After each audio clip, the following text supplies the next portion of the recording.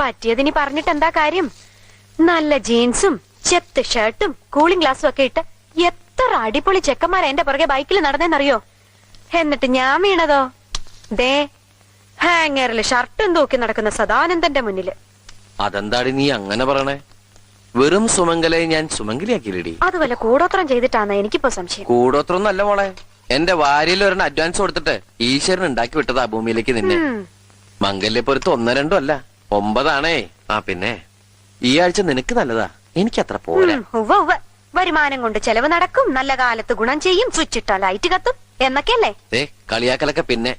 ഇന്നേ വരുന്ന ദിവസാ, നീ പോയി ശകനം നിന്നേ. പിഴച്ചു കഴിഞ്ഞാൽ എല്ലാം തീർന്നു. പൊക്കെ പൊക്കെ പൊക്കെ.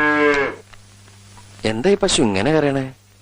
കഴിഞ്ഞ ആഴ്ച ഏലസ് പണിക്കരെ കൊണ്ട് മന്ത്രിച്ച് കെട്ടിച്ചാണല്ലോ.